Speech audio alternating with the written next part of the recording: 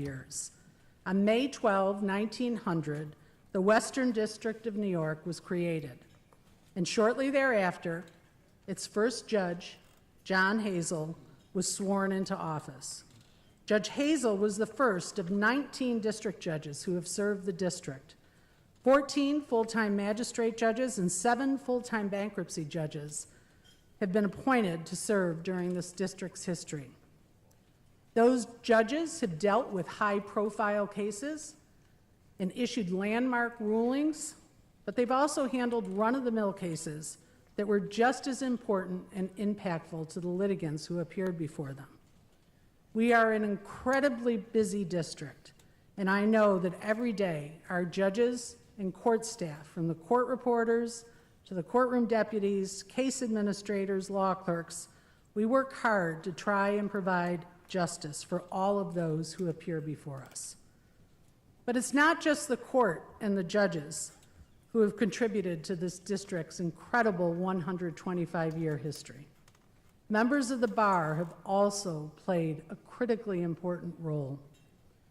No question, this district has had some real legends who have practiced here, but there are far more attorneys who have practiced throughout the district's history who may not have had their names in the spotlight or in headlines, but who worked hard every day and do work hard every day to seek justice and abide by the oath they took when they were sworn in as attorneys.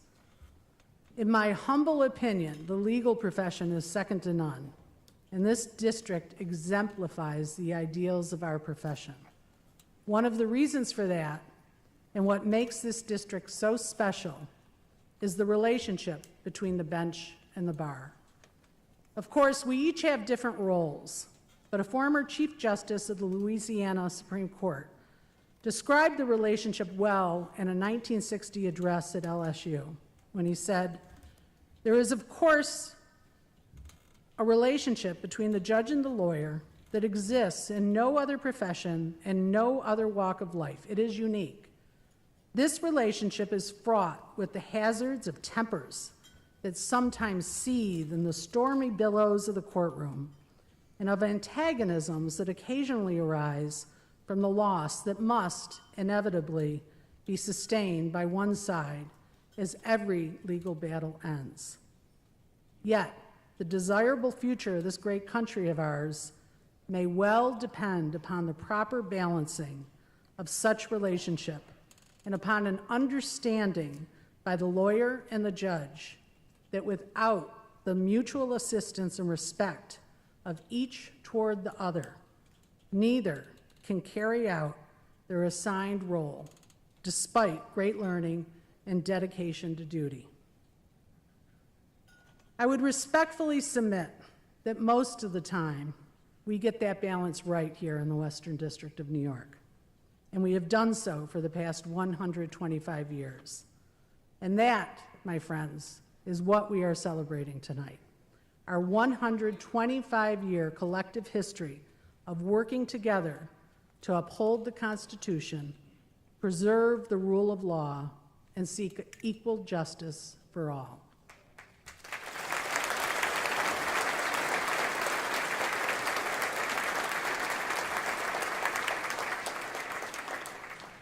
Now, before we get to the main event, there are a number of people who I wish to recognize.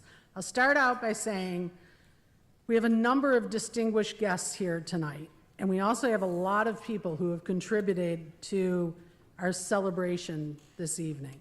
But I cannot mention everyone. Trust me, you do not want me to mention everyone. So I apologize if anyone feels left out, and I can assure you it is by no means meant as a lack of appreciation or respect. In addition, because we have a number of individuals who will be mentioned, I would ask that you please hold your applause until I get through the category that we're dealing with. Otherwise, we may never get to the main event, and I know nobody wants that to happen. So I want to start out by recognizing the members of the federal bench who are here tonight. Again, I would ask you to please hold your applause until I name everyone. We have 2 members of the United States Court of Appeals for the Second Circuit, Chief Judge Deborah Ann Livingston, who we'll have the pleasure of hearing from a little bit later this evening, and Judge Richard C. Wesley, as well as many members of the Western District of New York bench. Our district judges are Judge John L. Sinatra Jr., Judge Meredith A. Vaca, Judge Charles J. Saragusa, Judge Richard J. Arcara, Judge William M. Scretany, and Judge David G. Larimer.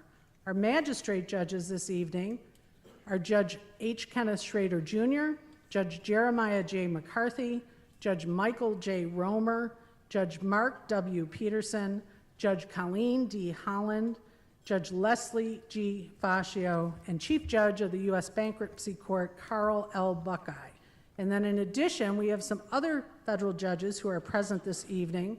Robert Dow, United States District Judge from the Northern District of Illinois, who serves as counselor to the Chief Justice. Jeffrey Crawford, United States District Judge from the District of Vermont, who has graciously handled hundreds of cases for our district. Lois Bloom, Magistrate Judge from the Eastern District of New York, who is retiring next week. And speaking of retiring, my recognition of the federal bench would not be complete without acknowledging Marian Payson, former United States Magistrate Judge of the Western District of New York, who served on the bench from 2003 until her retirement this past January, and for who 2 years before that was co-chairing with Judge McCarthy the anniversary committee that planned tonight's event as well as all the events throughout the year. So I would ask all members of the federal bench if you could please stand to be recognized.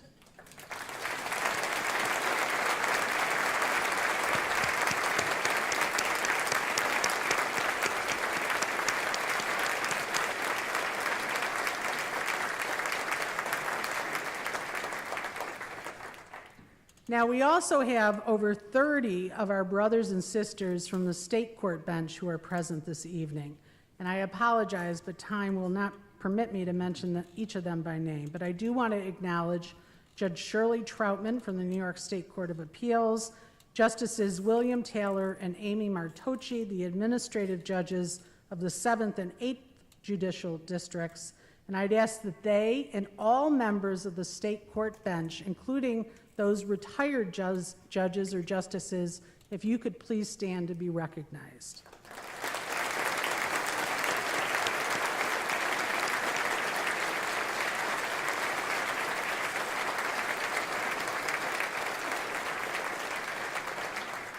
Thank you for being here this evening to celebrate with us. We also have a number of leaders of bar associations present with us tonight, presidents, past presidents, presidents-elect, board members. Thank you to all of you for your service. Again, please hold your applause, if you would, until I mention everyone, but I do want to specifically acknowledge a few of the bar leaders. William Bay, president of the American Bar Association. Kathleen Sweet, president-elect of the New York State Bar Association. Lauren Breen, president of the Bar Association of Erie County. Sandy Fazili, president of the Monroe County Bar Association. James Harrington, president of the Minority Bar Association of Western New York. Peachy Jones, president of the Rochester Black Bar Association. And Anna McCarthy, president-elect of the Women's Bar Association Western New York chapter. I would ask that all presidents, presidents-elect, and past presidents of bar associations, if you could please stand to be recognized.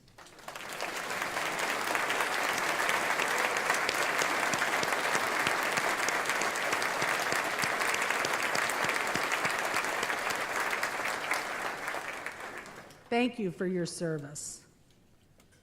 I'm also pleased that we have the Dean of the University at Buffalo School of Law, Todd Brown, present with us tonight, as well as, I know, many proud alumni of the law school. The law school is the only one in our district and is one of the oldest law schools in New York. Founded in 1887, it predates the establishment of our district. So, Dean Brown, you're the only one in this category. I would ask that you please stand to be recognized.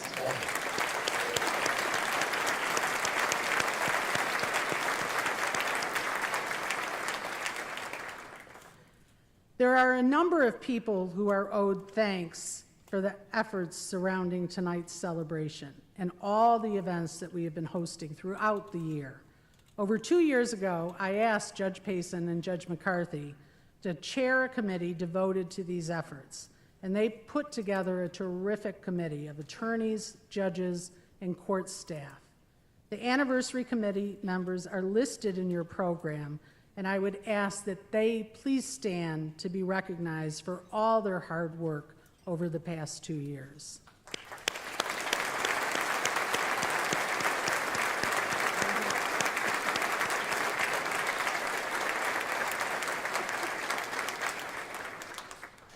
I want to thank all the staff at the Supreme Court who were just wonderful to work with in planning tonight's dinner, especially Kim McKenzie and Craig Carroll, as well as all the personnel providing security for tonight's event. We appreciate your service. And I want to especially recognize Mary Lowenguth, our clerk of court, who has worked tirelessly putting together tonight's event. Mary has announced that she's retiring in February of 2026.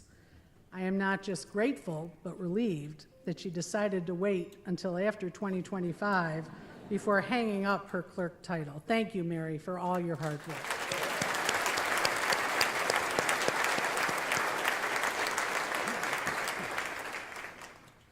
Finally, I want to thank the Monroe County Bar and the Bar Association of Erie County, and I especially want to thank the Erie Bar staff.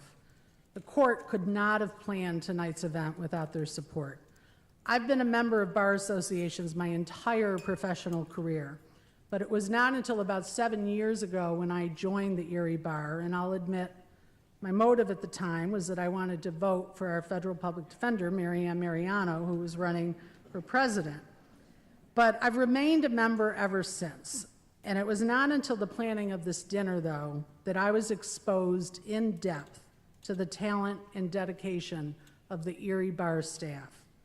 They have a great team, but I do want to acknowledge a few critical members of that team without whom tonight would not have been possible. Ann Noble, Executive Director, Stephanie Balasic, Director of Marketing, Communications, and Operations, Susan Kohlbacher, Assistant Executive Director, and Leanne Abu Diab, Multimedia Designer and Marketing Associate. If they could stand to please be recognized.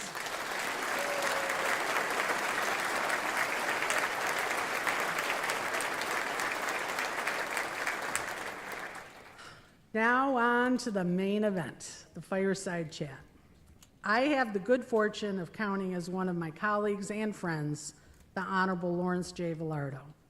Before joining our court, Judge Vilardo practiced for almost 30 years as a founding partner of Connors and Vilardo. Judge Vilardo became a member of our court in October 2015 when he was sworn in as the 17th district judge to serve in the Western District of New York.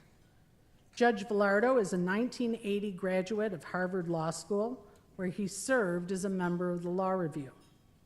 And thankfully, he made some friends while at Harvard Law School, including a fellow Buffalonian who would go on to serve as Chief Justice of the United States.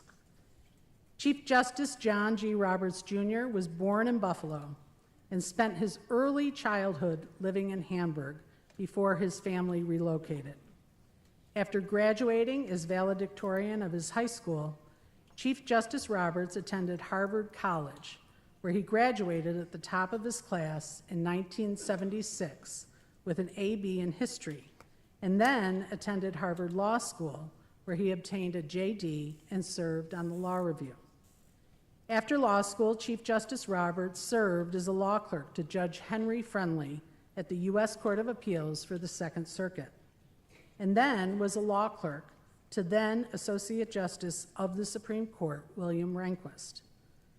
After his clerkships, Chief Justice Roberts had various roles in government, including Special Assistant to the Attorney General of the United States, Associate Counsel to President Ronald Reagan, and Principal Deputy Solicitor General.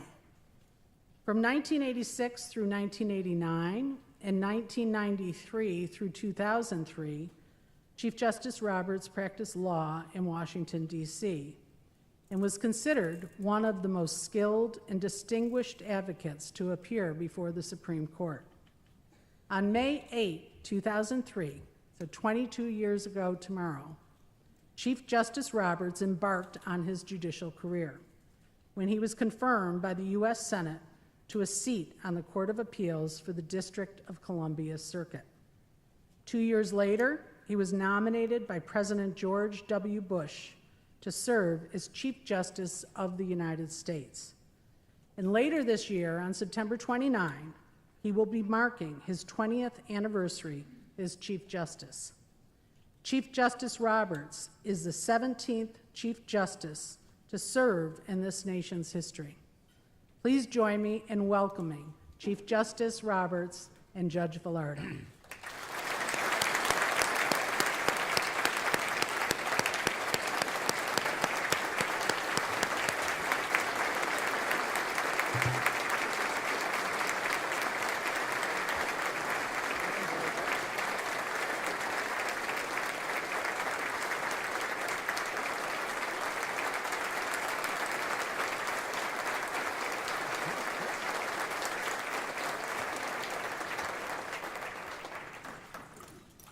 You see, I told you they like me. Well, it's really is an honor to be here with you and to rekindle our old friendship that started, 47 years ago? Wow, yeah. Long time. You haven't aged a bit. No, you haven't. You haven't changed a bit. So folks from Buffalo are very proud to say that you're a native son here. You spent the first 10 years of your life in Hamburg. Right? What do you remember about growing up in Buffalo? It was cold. No, the memories were refreshed earlier this morning. I went back and visited my boyhood home, which was a lot smaller than I remember. It was near the fairgrounds, for those of you around here, and we would, I remember hearing the call to the post, you know, the dun dun dun dun dun dun dun, when they were, because they did racing there on the weekends, and we would set up lawn chairs in the driveway because they had concerts too, and got the concert without having to pay for it. So, Where'd you go to school? St. Bernadette's. Yeah, and that's where my wedding was. Oh, Yeah, yeah. So we have that in common. it closed last week. Yeah, that's what I heard. That's what I heard. So when we were in law school, and particularly on the law review, people saw you as very bright, a good writer, ambitious, and going places. Did you let yourself dream about being on the Supreme Court then? No. I didn't dream about being a judge. I didn't dream about being a lawyer before then. I was going to go to graduate school to study in history. True story, I was taking a cab back from Logan Airport to the campus, and the cab driver asked me what I did, and I told him I was a history major at Harvard. He said, I was a history major at Harvard. And so I said, where's that law school application file? When I got to law school, I found out that I liked it, but I certainly didn't want to be a judge. And then, ended up clerking and working in the government and in a law firm for a while. And, it just sort of happened that you end up in a position where someone decides to nominate you to be a judge. And by that time, I had been practicing long enough that I thought it would be a good change, and that worked out. And then, the Supreme Court fortuitously came along after that. Yeah. So your career started as, and was by and large, as an appellate lawyer. How did that happen? Well, I came off of the government work that I had been doing. I had spent a total of 7 years between the clerkships and a stint in the Justice Department and some time at the White House counsel's office. So when I left that, I'd been out 7 or 8 years and hadn't really practiced normal law. And I didn't want to start, the seminar or whatever for first-year students to learn how to take a deposition. So I went around at law firms, and they'd say, what do you want to do? I said, well, the one thing I thought I could do, I said, I want to do appellate work. And they said, well, if the case you're handling goes on appeal, you can do appellate work. And I said, no, I only want to do appellate work. and nobody was buying that until I ran into a fellow named Barrett Prettyman, who that's what he did. He was at the firm of Hogan and Hartson, and he was an amazing man, and I decided I would like to work with him, and that was fine with him. He had been an extraordinary life. The courthouse in D.C. is named after his father, who was a very prominent judge. But Barrett, at age 18, left high school in D.C. and went to England, and then joined Patton's army, hurtling toward Berlin. And they were ambushed, and his unit found themselves in these foxholes, terrible cold, through the night, and the Germans were sort of picking them off sort of one by one. And he swore that if he made it to the morning, he would wake up happy every day. And he made it through. He had frostbite. They took him back to back to Belgium. The rest of his unit went in, and they were going right into the Battle of the Bulge, and they were all killed. So he kept his vow, as far as I could tell. It was a very upbeat person, very, very, pretty much everybody else on their walls had pictures of, fox hunting or old English judges. And, he had pictures of clients like Truman Capote and Catherine Ann Porter, and really, and he had a great attitude, and I really enjoyed practicing law with him. And he woke up happy every day, even after he started working with you? Yeah. I never heard that. Yeah. So I said you were a hard worker on the law review, and you really were, but you had some time for fun as well. And I told Tom Metzloff, who's a law professor at Duke, that I would ask you to tell these folks about pencil ball. Yeah, Tom and I spent more time playing pencil ball at the law review than working on the law review stuff. It was a very complicated thing. You get a little piece of paper and put some tape around it, and then with pencils, somebody would pitch the ball and you try to hit it with a pencil. And you have this elaborate scoring system too, right? A triple, if you got in the wastebasket, it was a triple. Right. If it ended up sticking to the ceiling, it was a homer, I forget. Well, it was very complicated. They never let me play. The rules evolved as each game went on. I was an underclassman, so they never let me play. But, but they played the pencil ball game. So you interviewed for clerkships yourself, and you now interview candidates for clerkships. Any pointers you have for folks when they interview? Well, one year when I was interviewing people, I was looking with law clerks, and probably you do as well, you want people with some degree of self-reliance and confidence. So I thought, laid out a dozen half glazed and half powdered donuts out in the waiting area. And I figured, one, it would be a good sign if whoever it was liked donuts. And also if they had enough self-assurance to have one, even though their hands would have glazing or powder on them when they came in. End of the day, a dozen donuts still there. So everybody failed that. Now, I had some bad experiences of my own. It was back when some justices were still hiring people right out of law school, and Justice White was one of them, and I was scheduled for an interview with him, and I went down to Washington, and they had just opened the new metro system, just opened, and you put your money in and you get a fare card and all that. I don't think they do this anymore. I'm sure they fixed it back then, but all I had was a 20, and put it in and put in the fare. It was 40 cents to Union Station, so I got $19.60 in quarters or whatever. It was like in Las Vegas, the quarters just kept punching out. But I was a law student. I wasn't going to leave them there. Right. So I put some in here and some in here in these other pockets. And I walked into Justice White's chambers, and I was jingling, jingling. He kind of looked strange at me, and I crossed my legs, and $1.50 fell out on the floor. I didn't get an offer from him. Tom Metzloff got that job, right? He clerked. Yeah, Tom, my pencil ball opponent, got the job instead. Yeah. So you really are a terrific writer, and you were back in law school as well. I still remember you're telling me that if I had a sentence that had 3 prepositional phrases or more, go back and rewrite the sentence because the sentence needed rewriting. Where'd you learn to write? And is there any one person who you credit for teaching you how to write? Well, I think the way to learn to write is to read good writing. And I read a lot. I liked Conrad, and Elmore Leonard. I mean, Joseph Conrad, if you want to write long and flowing, elegant sentences, and Elmore Leonard, if you like punchy sentences. And I think that helped a lot.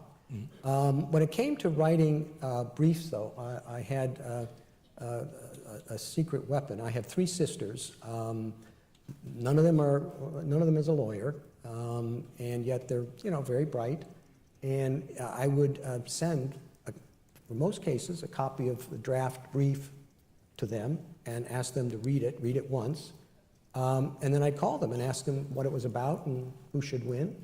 And if your writing isn't clear enough for somebody who is an intelligent layperson to get through it and to understand, basically what's going on, I mean, they wouldn't say, under ERISA this or that, but they say, the guy who, was driving the truck, should have looked left and he looked right, and, the safety brake didn't work, so the other person could pay. And if it was the right answer, then, and I see it today, and I bet you do too, when you read so many briefs and read them carefully, but it's not like you can devote as much attention to, however many cases you're hearing. So you want to make sure that somebody who's going to read through it once, maybe a little more quickly than you'd like, really gets the gist of what you want.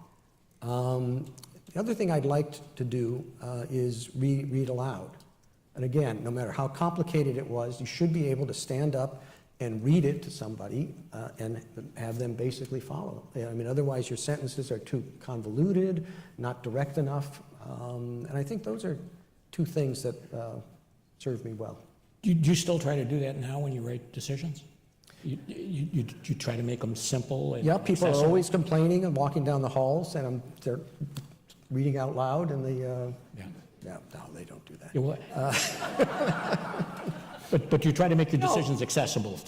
And I'll tell you, I mean, it's not, there are cases where, we don't necessarily study every brief, and if you file a brief and you can't, I can't read through it once, right. It's going to, okay, I've got to read through it twice, and, sit down with the law clerk and say, what do you think this is about? Yeah. And I think people place too much emphasis on like showing off their intellectual sophistication or the nuances instead of just being very direct in your writing. And I always think, particularly in the cert petitions when I was doing those, it's very hard.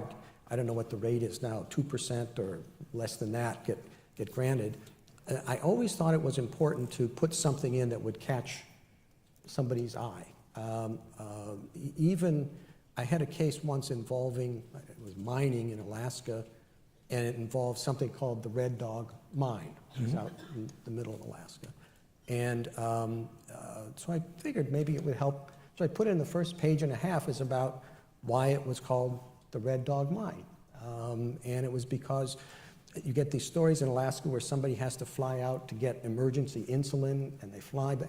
And this was flying back, and the guy who had his plane, he always had this red dog, in his plane. And the plane coming back crashes, but the dog, survives. The pilot doesn't. The dog runs to the village, and they, they get the insulin and all that. And then hopefully you read on, and it's about some mining regulations or something. And but hear me out. When I got on the court, the first thing Justice O'Connor said to me when we were sitting down for lunch, and I said, "I love that story about the dog." Yeah, right. Wow. Yeah. But, I mean, they denied cert, but that, that happens. But they read it. But she knew. I bet she finished reading it, too. Yeah. So when I write decisions, I tell my law clerks that, half the people who read the decision are going to think I'm an idiot because they lost. But I want them to at least understand why I'm an idiot, at least why I made the decision that I made in the case. Because I think it's important to write so that it's accessible for people. And judges, do the same thing, I think. Yeah, I think so. Yeah. Let's talk about something a little more important, a little more substantive. I think most judges would agree that judicial independence is crucial. Do you agree? What do you think? Oh, yeah, I mean, it's central. The only real political science innovation in our Constitution, I mean, you know, parliaments have been around for 800 years, and obviously executives, is the establishment of an independent judiciary. Even places you think are similar to ours, like England, the judiciary in England was part of Parliament. I mean, they sat in the House of Lords, and because Parliament was supreme. But in our Constitution, judges and the judiciary is a co-equal branch of government, separate from the others, with the authority to interpret the Constitution as law, and strike down, obviously, acts of Congress or acts of the President. And that innovation doesn't work if it's not, the judiciary is not independent. Its job is to obviously decide cases, but in the course of that, check the excesses of Congress or of the executive, and that does require a degree of independence.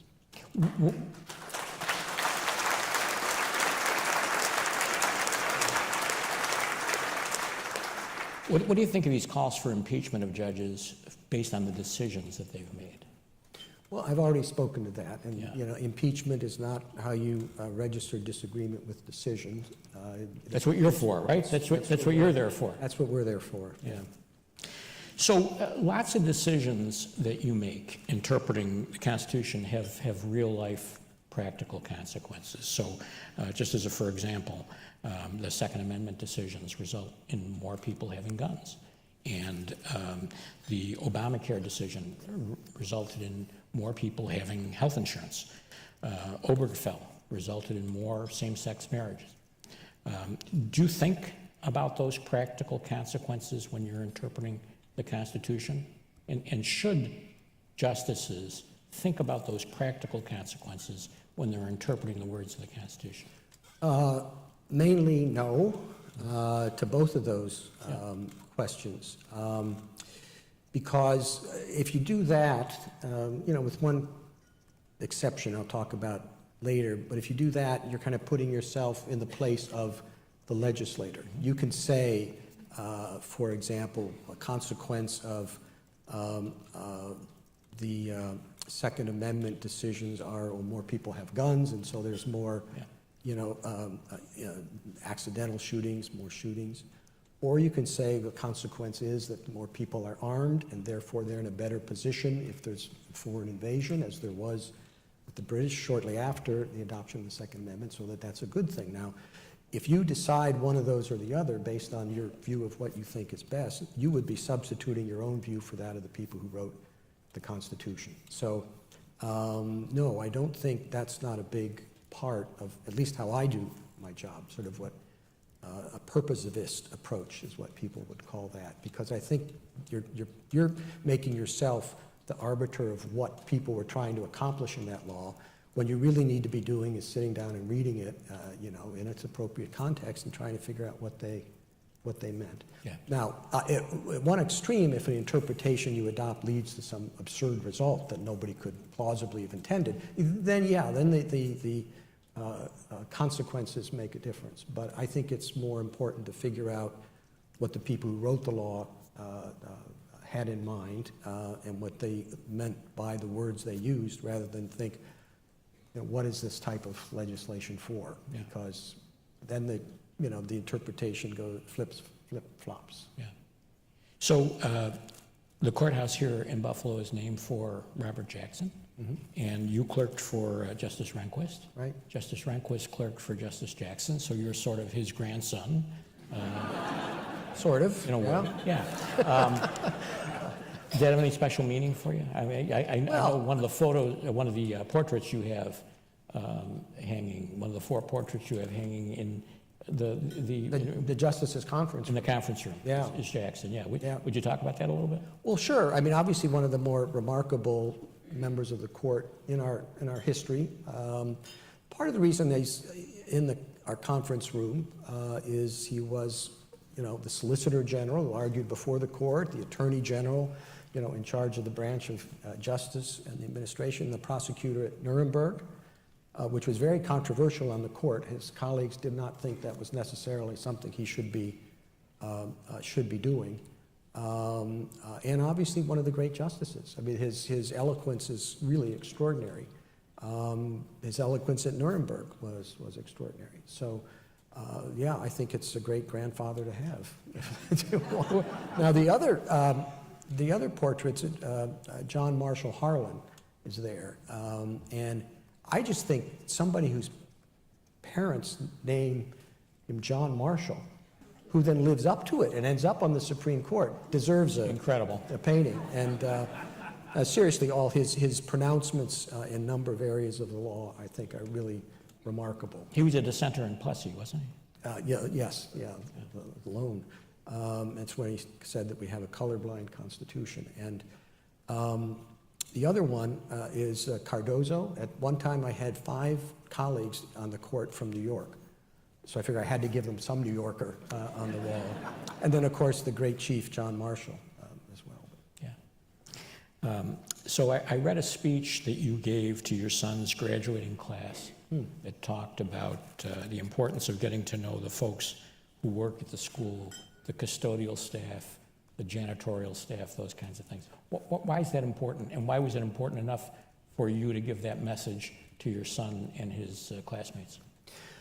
Well, it was 8th grade, and it's a time when they need to learn a lot of things. I mean, it's important, just it's basic courtesy, but also it's important to appreciate that no matter high and mighty you might think you are, or others might, that there are other people that are doing things that are just as vital to the functioning of our world and as anybody else. And all the people who work at the Supreme Court are part of the process that ends up in our articulation of what the law is. And whether it's the Chief Justice or somebody in the print shop or one of the law clerks or anybody else. And I think if you lose sight of that, that's a real shame.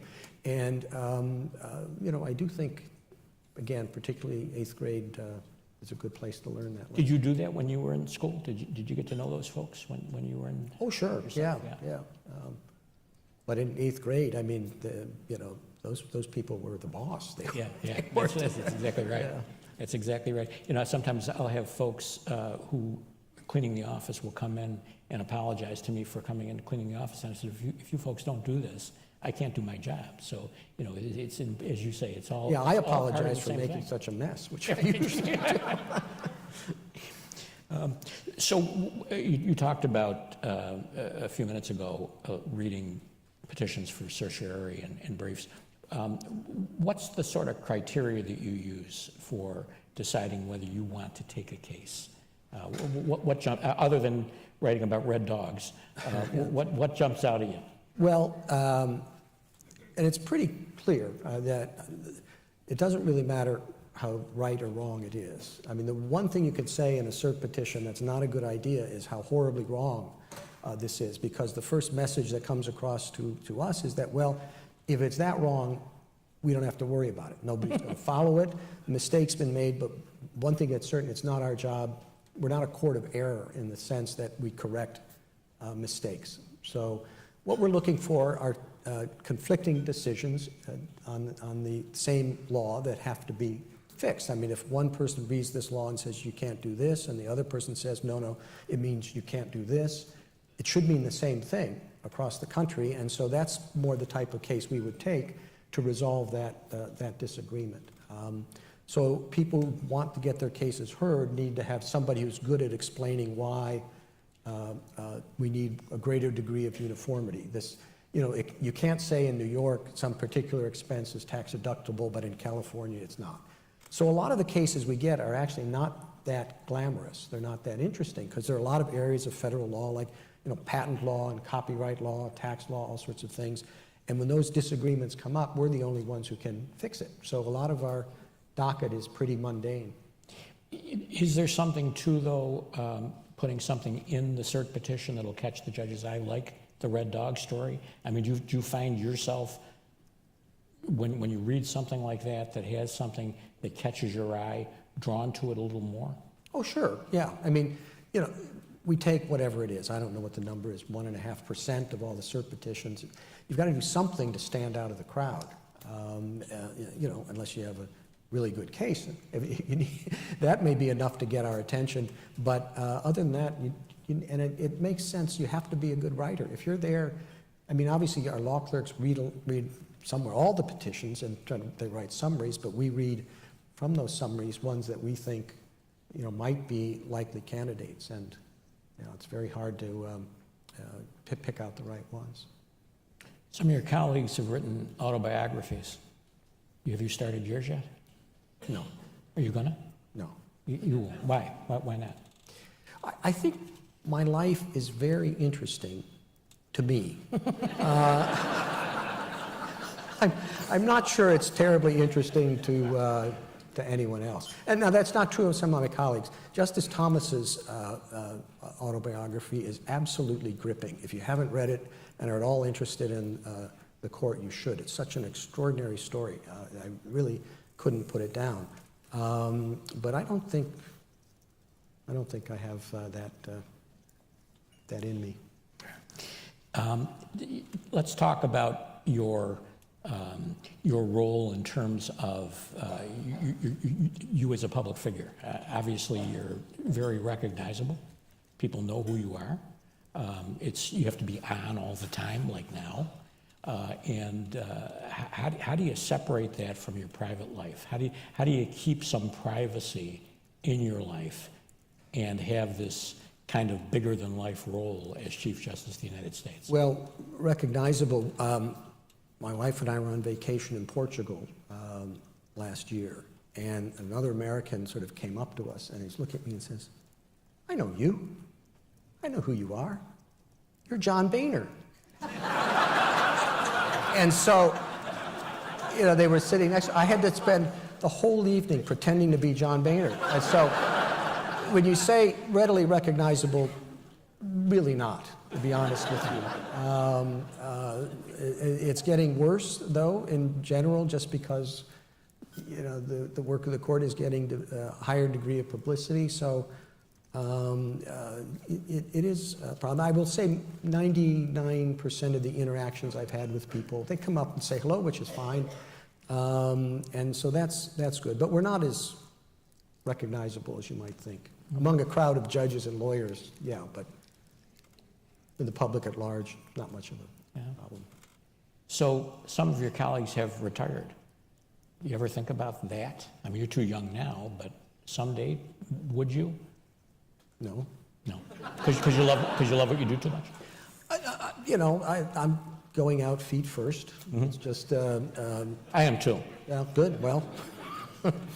No, I say that now. I mean, I'm sure if your health declines and all, and if you recognize that you're a burden to the court rather than part of an assist to everybody, then it'll be time to go. I have very good friends that were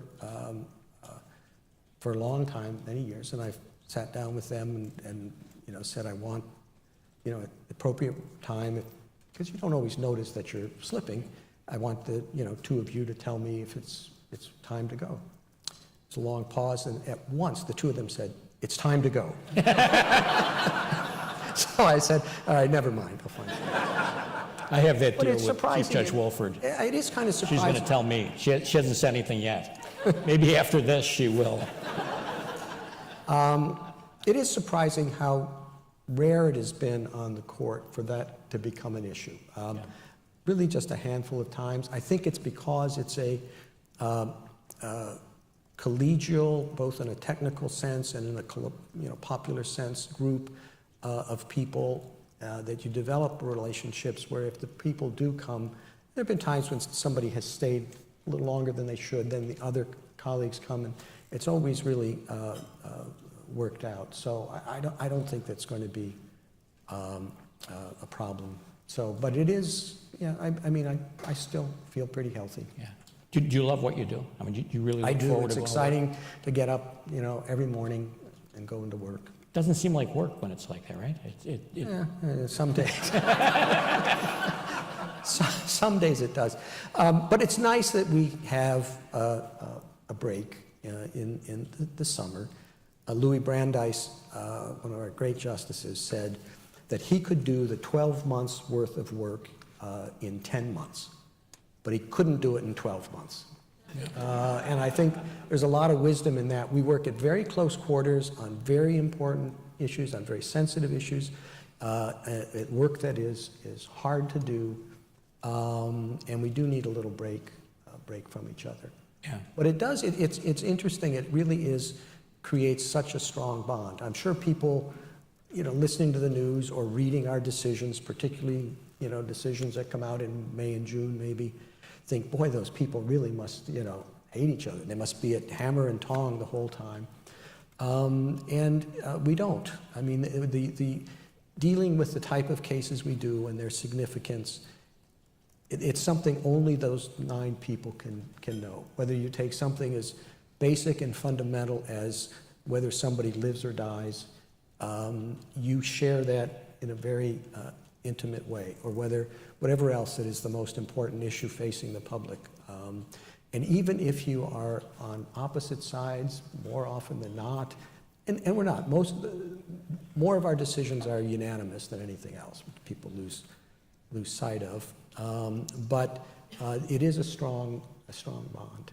I think when Justice Ginsburg and Justice Scalia were on the court together and their friendship got some publicity, I think people got to understand that a little bit more, because RBG talked publicly about it a lot, and just how fond she was of Justice Scalia and vice versa, even though they were at opposite ends of lots of decisions. Yeah, and a lot goes into that. And you have more in common with some colleagues than others. Sure. So I do things with some of my colleagues that I don't with the other, and vice versa. But it is a bond, and there are issues and discussions I don't share with my wife, and I know others don't, just because they find it easier not to know, in terms of that, so they don't have to worry about it. But so it is it's a small group. The bonds of real affection and friendship and shared experience are very, very strong. And I think we try very hard not to let disagreements of the moment break that. So you've been on the court for 20 years? Yeah. And you were a circuit judge for a couple of years before that. Mm-hmm. Read a lot of district court decisions over the years. Mm-hmm. So I'm looking for a little advice now. What can you tell district judges about the decisions they write that might help us? Yeah. Brevity is good. And I think it's Are my law clerks listening to this? Particularly with the district court, we recognize the primary responsibility of the district courts to deal with the facts. And we don't want to be second-guessing the facts. And so that's an important thing to address if it's going to be in the opinion, to make it clear what findings you've made about what and what hasn't. And then I remember Justice Rehnquist, for whom I clerked, was very adamant about that. And he was a very good trial lawyer. He said, you don't want to waste too much time, on the law. The facts are more important than the law, and then, as it moves up, people are focused more on the facts. He tried, when he was in my position as Chief Justice, he was remembering his days fondly as a trial lawyer, and he assigned himself to a district court in Virginia to hear a trial, just to kind of get back on the saddle in that way and stuff. And he did, and he issued a decision, and they appealed, and the Fourth Circuit reversed him. Is that right? And he never did it again. No, but the only thing that made him mad, and he was really upset about it, is that they issued it as a per curiam opinion. Said nobody had the guts to put their name on it. But, You ever think about doing that, trying to be a trial judge? No. Because, well, you didn't try cases, so No. there's a difference there, Yeah. So you became Chief Justice in 2005. You worked with Justice O'Connor and then Yeah. Justice Ginsburg. Yeah. And now there are more women on the court than ever. Has that changed the dynamic or the culture of the court in any way? No, to be my honest answer, I don't think it has. I'm sure when Justice O'Connor came on as the first woman, Right. it had all sorts of consequences and changes. And but now, to be honest, I don't think, in terms of the dynamic at conference or the discussions and all that, I just don't think it makes a difference. I wouldn't say that our conferences or our discussions are different because. I would say it's different because those particular individuals are there and they all come and bring different perspectives and all, but I don't think I would say it's different than because they're women. Mm-hmm. So there's been a lot of criticism of some decisions because they have not, they've changed precedent, right? The abortion decision most recently and other decisions like that. But that happens all the time. Right? I mean, there's lots of times when courts have precedent that they think needs to be changed for whatever reason. What kind of criteria do you apply to that yourself? Well, first of all, there's a lot of misconception on that subject. See if I make sure I get these numbers right. A recent study, the Warren Court overruled, I think, 3.2 decisions on average, a year. Mm-hmm. The Berger Court actually had a little bit more. I think they did 3.6% a year. The Rehnquist Court moved down a little bit, only 2.4 cases, not percent, cases Yep. a year. And in the past 20 years, the number's been 1.6. So people have a different, a somewhat wrong view of how many cases are being overturned. Now, we take fewer cases now than they did before, but the number of important ones that would be subject to overruling are the same. So a lot of people talk as if we're overruling a lot more. It's the lowest it's been since the 50s. And some cases should be. I mean, aren't you glad that, Brown versus Board of Education overruled Plessy, or that Katz overruled Olmsted? So the idea that it's invariably a bad thing to overrule precedent is I think, quite mistaken. At the same time, you can't do it willy-nilly. Just because, you look at a case and you think, gosh, I would have had that principle come out the other way, that doesn't mean you overturn it. Stare decisis is an important part of our work. The law is supposed to be predictable. So you need a special justification before you want to overrule a case, other than that you just happen to think it's wrong. We were talking about the Barnett case a little while ago, and that was a case that overruled a decision Justice Frankfurter made just a few years before. Gobitis or Yeah, whatever. yeah.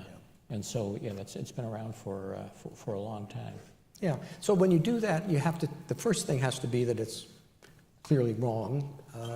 The second thing has to be, does that make a difference? I mean, if, for example, you say, or you can't figure out what the filing deadline is, is it 10 days under the rule or is it 12 days?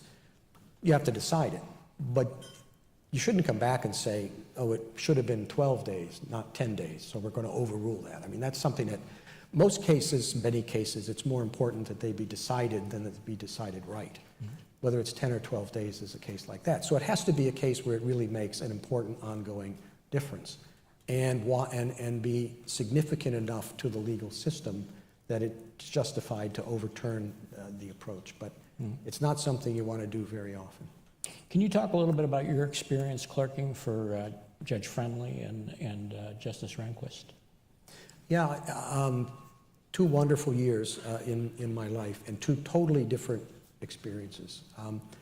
And I have to say, at a very personal level, the chance to clerk with Judge Friendly was very important.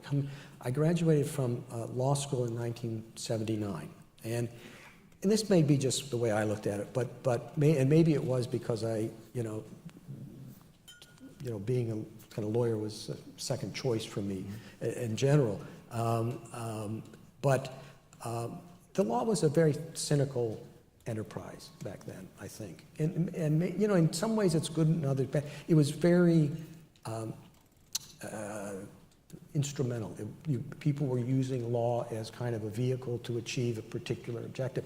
There's nothing wrong with that at all. That's a lot of people, do that, but also in a cynical way.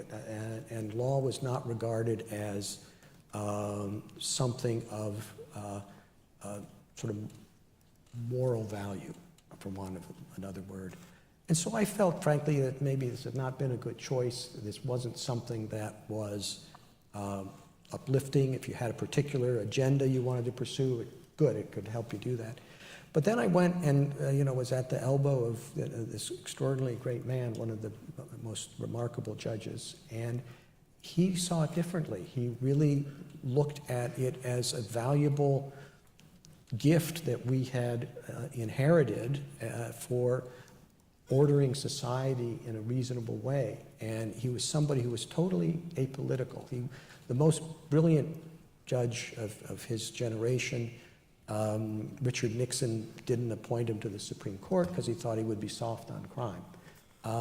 And he would have been, from Nixon's perspective. He would have applied the law as it should be, and it meant some criminals were going to go free and others weren't.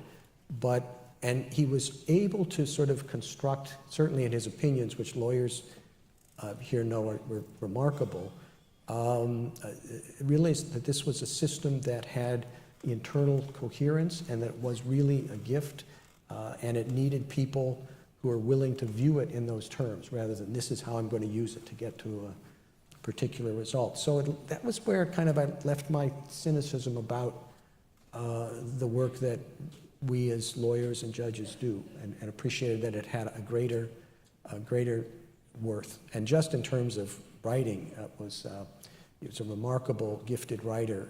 He would come off of the bench after argument and sit down with a legal pad, two of them, one for text, one for footnotes or notes, and just start writing and finish it in 1 day or 2 days. And the secretary would type it up and give it to one of his law clerks, and we'd look at it and say, well, what does he want us to do? And he would have some ideas and look at it. So that was a really remarkable year.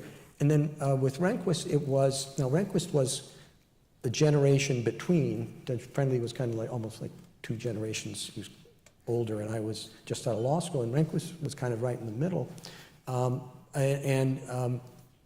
different approach. His writing is crystal clear, very direct, and had the same sort of appreciation and, I don't mean to overuse these sorts of words, but reverence for what the law does, but was very, direct and analytic, and you sort of knew exactly how it was structured and where it was going. So it was a nice experience for me to have two very different people, and they really admired each other.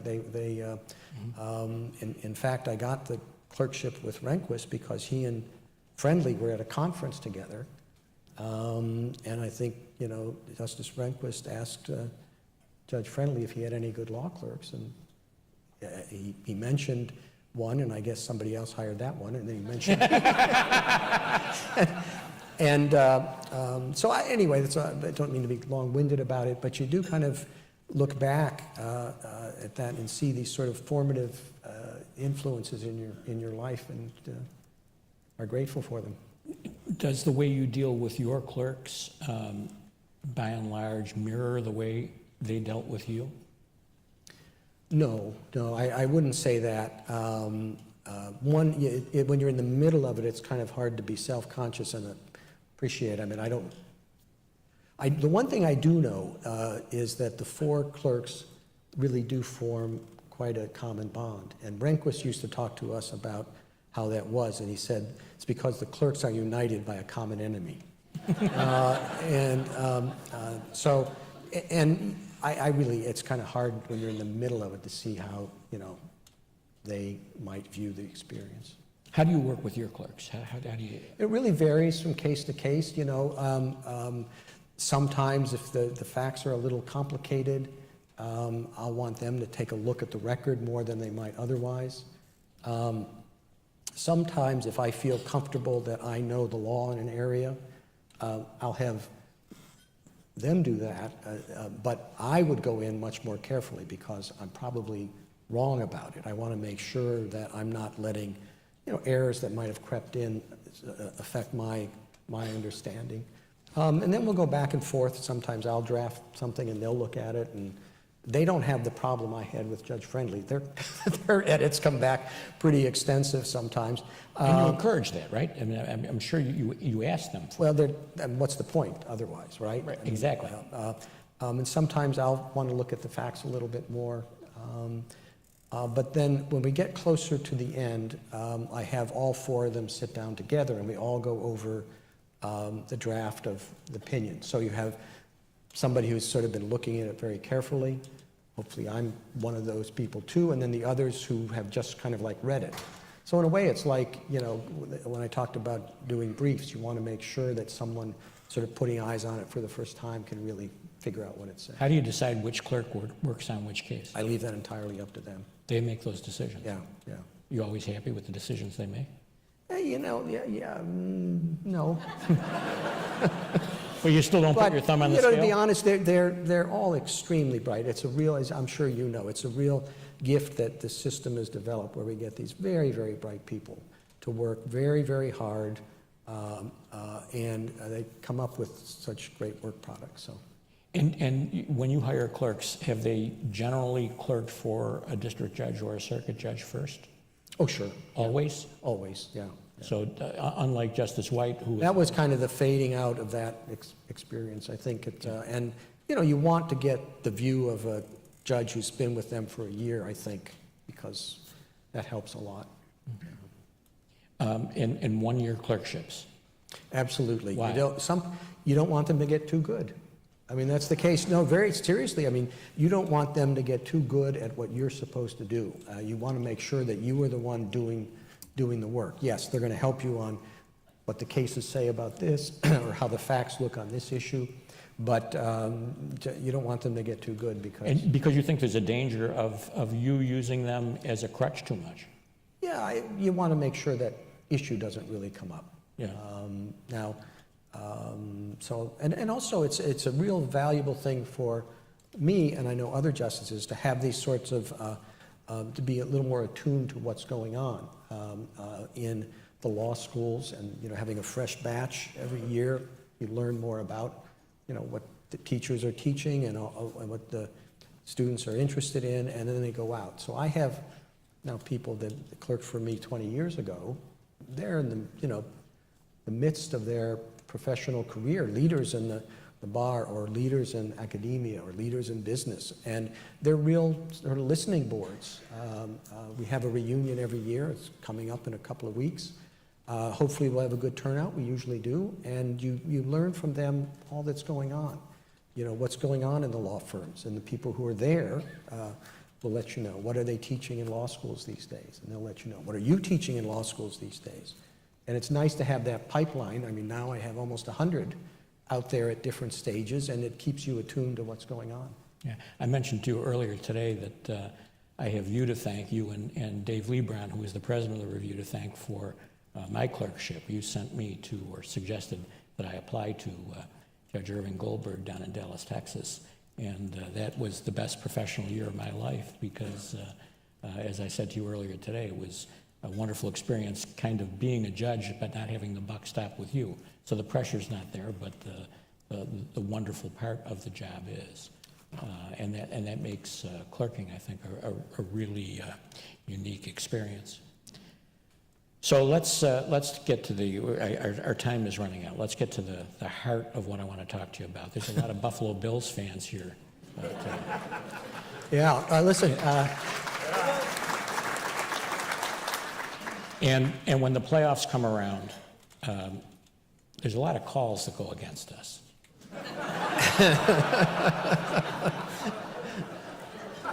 Are you going to be around to handle some emergency appeals this season? You know, we're getting tired of the same old thing happening to us year after year. Yeah, after I year. can see that, yeah. Yeah. Well, I was here long enough, I know I had a poster in my room of Jack Kemp, quarterback, and I think Darryl LaMonica was there Yep. too. Yep. And Pete Gogolak, who was the first soccer-style Yep. kicker. Even Cookie Gilchrist, if I'm remembering that. So Yep. that was what was posted on my wall. But I left when I was 10, and we moved to, a town in Indiana. Chicago was the closest place. So You're a Bears fan? I'm a Bears fan. But look, when I was growing up, it was Dick Butkus, Mike Ditka, and really, if he hadn't blown out his knee, the greatest running back in NFL history, Sayers, which is yeah. Gale Sayers. And we were near, they had different connections with, they would come and talk at the grade school even, and because we were in Indiana, but on the lake, and people liked to go there. And it was just... Yeah, I say Gale Sayers, I think, was the most beautiful runner I've ever seen. He just was so graceful and so much fun to watch, and yeah, it was a shame that he blew out his knee. Yeah, I have a signed helmet of his, not of his, it's a Bears helmet that he signed in my chambers. Very cool. Yeah. Well, thank you so much for doing this. This is an honor for me, and this was a very pleasurable hour. So, Well, not at all. Thank you for having me, giving me the opportunity to go back and see my boyhood home and, rekindle memories of Buffalo. I appreciate it. we're proud that you're Thank you from all here. for being here. Proud that you're from here.